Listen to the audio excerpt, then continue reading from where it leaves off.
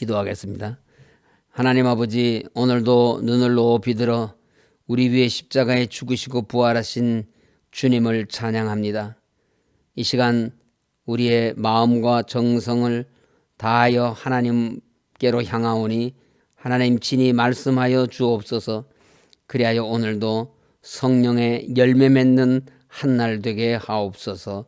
예수님 이름으로 기도드립니다. 아멘. 오늘 말씀은 스가랴서 13장입니다. 하나님의 백성들이 될 자격으로 영적 정결함과 연단을 통과할 때 이루어지는 정금 같은 신앙이 필요함을 밝히고 있는 본장은 1절에서 6절과 7절에서 9절 두 부분으로 나누어집니다. 먼저 1절에서 6절은 하나님 나라의 백성이 될 자격으로는 죄 씻음을 통한 영적 정결함이 반드시 있어야 함을 밝히고 있습니다. 하나님의 백성이 죄와 더러움을 씻을 셈의 발언과 우상과 거짓 예언의 폐지 등 영적 정결에 대한 예언입니다. 1절에서 그날에 죄와 더러움을 씻는 셈이 다윗의 족속과 예루살렘 주민을 위하여 열리리라고 하였습니다. 여기에 그날은 죄 없으신 예수님께서 죄인들을 대신하여 대속의 죽음을 당하실 날입니다. 예수님께서 죄인들을 위해 죽으실 바로 그날에는 죄와 더러움을 씻는 셈이 하나님의 백성을 위하여 열릴 것이라는 말씀입니다. 이러므로 이 셈은 예수님께서 죄인을 위하여 사하시기 위해 흘리신 대속의 보혈을 말합니다.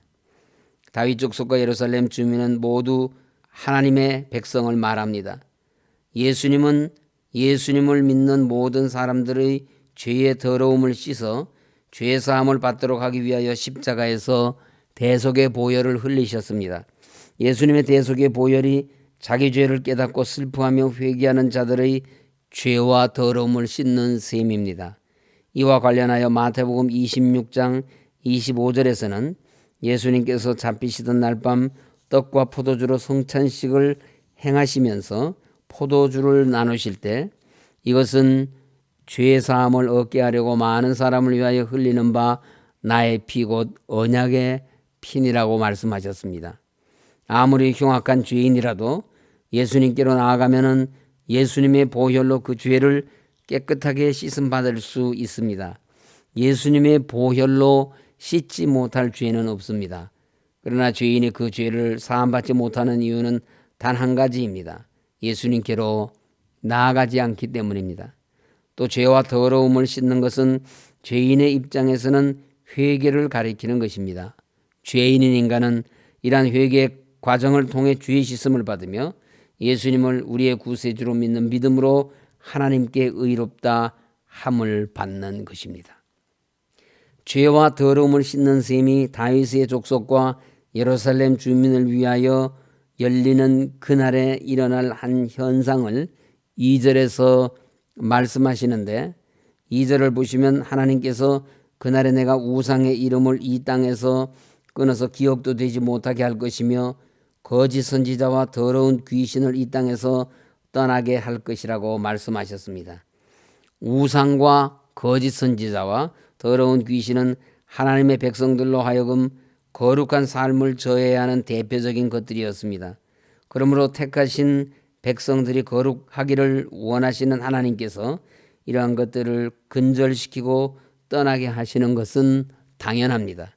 뿐만 아니라 예수님의 보혈로 정결하게 된 하나님의 백성들에게는 더 이상 우상과 거짓 선지자가 없어지며 선지자로서의 모든 사역을 예수님께서 완성하심으로 하나님께서 친히 그 백성들에게 성령으로 말씀하시는 때가 도래할 것을 예언하고 있습니다. 이는 구약의 예언이 예수님의 구속사역으로 완성된 신약시대의 특징입니다. 이때는 하나님을 아는 지식이 모든 믿는 자들에게 주어지며 구원과 은혜의 날이 선포되기 때문에 3절 이하에서 거짓 선지자들의 부모뿐 아니라 거짓 선지자 자신도 자기의 거짓 예언을 부끄러워할 영적으로 정결한 시대가 도래할 것을 보여주고 있습니다. 3절부터 5절 말씀을 제가 읽겠습니다. 사람이 아직도 예언할 것 같으면 그 낳은 부모가 그에게 이르기를 내가 여호와의 이름을 빙자하여 거짓말을 하니 살지 못하리라 하고 낳은 부모가 그가 예언할 때 칼로 그를 찌르리라. 그날에 선지자들이 예언할 때 그 환상을 각기 부끄러워할 것이며 사람을 속이려고 털옷도 입지 아니할 것이며 말하기를 나는 선지자가 아니요 나는 농부라 내가 어려서부터 사람의 종이 되었노라 할 것이요라고 하였습니다. 사람들이 거짓된 일을 하거나 거짓을 말하는 이유는 그것으로 이익을 얻고 해를 면할 수 있다고 믿기 때문입니다. 이 세상은 거짓 영으로 가득하지만 이 세상을 통치하시는 분은 하나님이십니다. 하나님은 언젠가 반드시 이 세상 가운데 진리를 온전히 세우실 것이며 거짓을 행하는 자들을 부끄럽게 하실 것입니다. 잠시 선한 사람들을 연단하시고 악인들의 불의와 거짓을 잠시 허용하실 뿐 영구히 방치하시지 않습니다.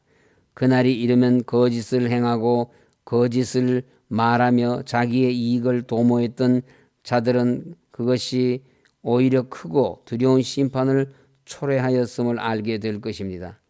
그러므로 성도된 우리는 하나님의 의로우심과 진실하심을 따라 거짓을 버리고 정직과 진실을 지켜야 합니다. 그것이 불의한 세상에서는 손해가 되고 희생을 초래하는 것이라고 해도 궁극적으로는 의로우신 하나님께서 우리 성도된 우리에게 복이 되게 하실 것입니다. 1절부터 6절에서 택한 하나님의 백성을 정결케 하실 것을 예언한 데 이어 7절부터 9절에서는 하나님의 백성을 정결케 하는 방법을 증거하고 있습니다. 즉 연단을 통해 영적으로 깨끗함을 얻은 영적 이스라엘 백성인 택한 하나님의 백성들이 성숙한 신앙의 자리에 들어가게 됨을 말씀하고 있습니다. 7절 하반절을 보게 되면 목자를 치면 양이 흩어지려니와 작은 자들 위에는 내가 내 손을 들이우리라고 하셨습니다. 목자를 치면 양이 흩어진다는 것은 예수님께서 고난당하실 때 예수님을 따르던 자들이 마치 목자를 잃은 양처럼 뿔뿔이 흩어지게 될 것을 말한 것입니다. 하나님께서는 그렇게 양들이 흩어질 때 작은 자들 위에는 하나님의 손을 들이울 것이라고 하셨는데 이는 하나님께서 예수님이 죽으신 후 낙심과 절망에 빠진 소수의 무리들을 지켜주실 것을 말씀하신 것입니다. 그러나 이 말씀은 예수 그리스도의 몸 되신 교회가 핍박을 받을 때 많은 사람들이 믿음을 버리게 될 것과 그때 하나님께서 예수님을 따르던 무리 중 적은 무리를 구원하여 주실 것을 예언하신 말씀으로 봐야 합니다. 예수님의 십자가 죽음은 단 한 번의 사건이고 예수님은 부활승천하셔서 하나님의 보좌 우편에 영광스럽게 계십니다.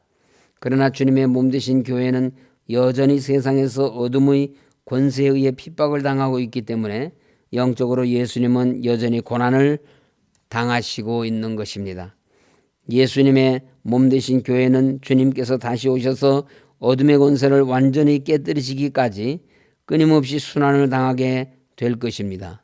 그리고 이로 인해서 양떼들 또한 흩어지게 될 것이고 믿음을 버리고 교회를 떠나게 될 것입니다. 8절에 의하면 이렇게 흩어진 자들은 교회 안에 있던 자들 중 3분의 2가 될 것이며 이들은 다 멸망하게 될 것이라고 하였습니다. 여호와가 말하노라 이 온 땅에서 3분의 2는 멸망하고 3분의 1은 거기 남으리니. 그런데 하나님께서는 목자가 내침을 당하여 양들이 흩어질 때 작은 자들, 그 소수의 무리들에게는 은혜의 손을 들이고 그들을 구원하신다고 하셨습니다. 8절과 9절 말씀에 의하면 그들은 전체 양무리의 3분의 1에 해당합니다. 성경은 이들을 가리켜 remnant, 남은 자라고 합니다. 그것은 흩어진 3분의 2에 비해 적은 무리인 이들이 목자에 대한 믿음을 버리지 않고 흩어지지 않은 자들이기 때문입니다. 우리 서울교회 성도들은 우리 교회를 그냥 서울교회라 하지 않습니다. 내 사랑 서울교회라고 부릅니다. 우리 서울교회는 지난 모든 교회 순환 가운데서 회복되고 새로운 교회로 재탄생을 꿈꾸는 소망을 품을 수 있었던 것은 주님 몸 되신 교회를 생명처럼 여겨 이렇게 남은 자로 계시는 성도님들의 헌신적인 교회 사랑의 열매입니다. 하나님께서 구원의 은혜를 베푸시는 작은 자들, 남은 자들은 주님의 몸 되신 교회가 핍박을 받을 때에도 끝까지 주님에 대한 믿음을 버리지 않고 끝까지 믿음을 지키는 사람들입니다. 성경은 세상 마지막 때가 가까울수록 교회에 대한 세상의 핍박이 거세질 것과 그로 인해 믿음을 저버리는 자들이 많아지게 될 것을 말씀하고 있습니다. 누가복음 18장 8절은 인자가 올 때 세상에서 믿음을 보겠느냐고 하시며 예수님께서 다시 오실 때에는 믿음을 찾아볼 수 없게 될 정도로 희귀하게 될 것이라고 말씀하고 있습니다. 이것은 구원 얻는 자가 많지 않을 것임을 분명하게 보여줍니다. 그렇기 때문에 성도된 우리가 남은 자들이 되어 구원의 은혜를 입기를 원한다면 예수님을 믿는 것 때문에 받는 환난과 핍박이 따른다 해도 변치 않는 믿음을 끝까지 지켜서 남은 자들에게 베푸시는 구원의 은총을 받아 누리실 수 있기를 원합니다. 그런데 9절에 의하면 이렇게 남은 자들이 겪는 고난은 그들의 성화를 위한 연단의 과정이라는 것입니다. 9절 상반절입니다. 내가 그 3분의 1을 불 가운데 던져 은같이 연단하며 금같이 시험할 것이라. 여기서 그 3분의 1은 하나님께서 구원의 은혜를 베푸실 작은 자들, 남은 자들입니다. 하나님은 남은 자들을 불 가운데 던져 은같이 연단하고 금같이 시험하시겠다고 하십니다. 하나님께서 시험하신다는 것은 증명하신다는 말씀으로 남은 자들이 참으로 순금인지 증명하시겠다는 것입니다. 불은 환난과 시련을 가리킵니다. 하나님께서 구원의 은총을 베푸실 남은 자들을 환난과 시련의 불을 통하여 연단하시고 그들이 참된 성도인 것을 증명하시겠다는 말씀입니다. 하나님께서 남은 자들을 평안과 안락함 대신 환난과 시련의 불 가운데 던지시는 이유가 무엇이겠습니까? 그들을 정결케 하여 장차 도래할 하나님 나라에 합당한 백성으로 세우기 위해서입니다. 구원의 은총을 입을 성도들은 모두 은이나 금같이 귀한 존재들입니다.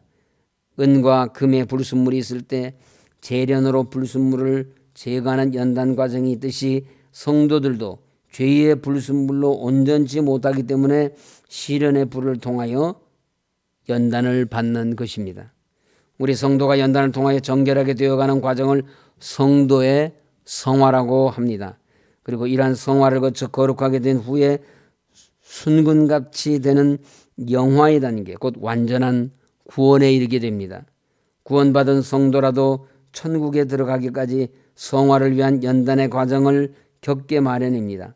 그러므로 세상 살 동안 불같은 환난과 시험이 있을 때 그것을 이상하게 여기거나 원망해서는 안 됩니다. 그것이 우리를 깨끗하고 거룩하게 하여 영화롭게 하시기 위한 하나님의 섭리입니다. 그러므로 우리 인생에 알 수 없는 환난과 시련이 찾아올 때 모든 불같은 환난과 시련을 인내하고 견뎌서 순금 같은 하나님 백성으로 성화시키시는 하나님의 은총을 경험할 수 있기를 바랍니다. 말씀을 마치겠습니다. 스가랴서 13장은 처음 1절에서 예수님의 구원 사역을 예표하는 죄와 더러움을 씻는 셈이 열리리라는 말씀을 하고 마지막 9절에서는 신앙의 연단과 성화를 위한 시련을 말씀하셨습니다.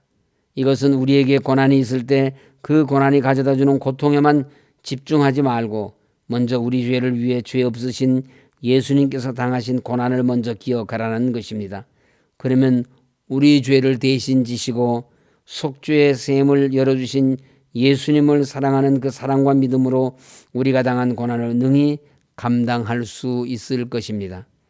우리 인생에 닥치는 다 알 수 없는 환난과 고난은 우리를 깨끗하고 거룩하게 하여 예수님을 닮아가는 거룩한 성품으로 성화시키는 연단인 줄 아시고 하나님 나라의 거룩한 백성으로 영화롭게 되는 그날까지 끝까지 모든 시련을 인내하며 믿음을 굳게 지키시는 작은 자들, 남은 자들이 되시기를 주님의 이름으로 간절히 소원합니다. 이 시간 다 같이 합심하여 기도하겠습니다.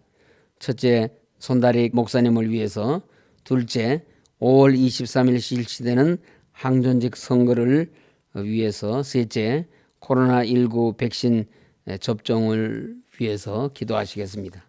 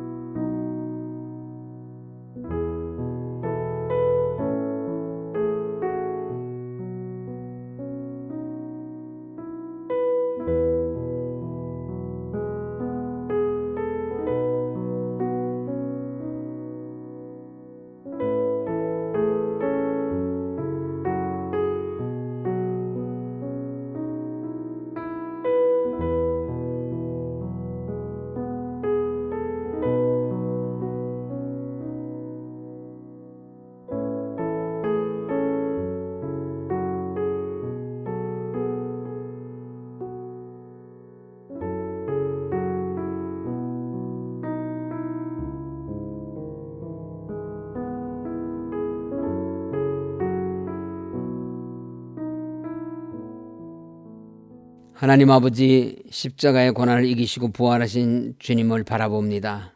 오늘도 한날의 첫 시간을 하나님 앞에 나와 엎드리오니 하나님 우리 기도 들으시고 응답하여 주시옵소서. 저희들이 오랫동안 하나님의 목회를 감당하실 신실하신 목사님을 하나님께서 찾아 보내어 주시기를 간구하였던 이제 손 목사님을 보내주심을 감사드립니다. 온 교회가 목사님을 중심으로 하나 되어 주님 몸 되신 교회를 충성되게 섬기게 하옵시고 온 성도들이 성령 충만하여 서로 뜨겁게 사랑하며 복음을 전하는 일에 힘쓰게 하옵소서. 5월 23일 있게 될 항존직 선거를 통해서 신실하고 충성된 일꾼들이 선출되게 하시어 교회를 더욱 든든하게 세워 나아가는 기둥과 같은 일꾼들이 되게 하옵소서. 코로나19 백신의 원활하고 안전한 접종을 위해서 기도하오니 속히 코로나19가 소멸되게 하시고 우리의 일상으로 돌아갈 수 있게 하여 주옵소서. 복음화된 통일조국 속히 이루어 주시어 남북 간의 갈등과 전쟁의 위협이 사라지게 하시고 북한에 무너진 교회들이 재건되어 남과 북이 함께 세계를 향하여 복음을 전하는 제사장 나라 되게 하여 주옵소서. 원로 목사님과 사모님의 건강을 지켜주시고 하나님께서 맡겨주신 복음 사역 끝까지 잘 감당하실 수 있도록 새 힘을 더하여 주옵소서. 우리들 가운데 연약한 분들이 계시오니 하나님께서 치료하여 주시고 회복해 하여 주옵소서. 이 새벽에 구하는 저희들의 모든 기도에 하나님께서 응답하여 주실 줄을 믿사오며 예수님 이름으로 기도드립니다. 아멘. 하늘에 계신 우리 아버지, 아버지의 이름을 거룩하게 하시며 아버지의 나라가 오게 하시며 아버지의 뜻이 하늘에서와 같이 땅에서도 이루어지게 하소서. 오늘 우리에게 일용할 양식을 주시고 우리가 우리에게 잘못한 사람을 용서하여 준 것 같이 우리 죄를 용서하여 주시고 우리를 시험에 빠지지 않게 하시고 악에서 구하소서. 나라와 권능과 영광이 영원히 아버지의 것입니다. 아멘. 오늘도 교회와 나라와 민족을 위해서 기도해 주신 여러분께 진심으로 감사드립니다.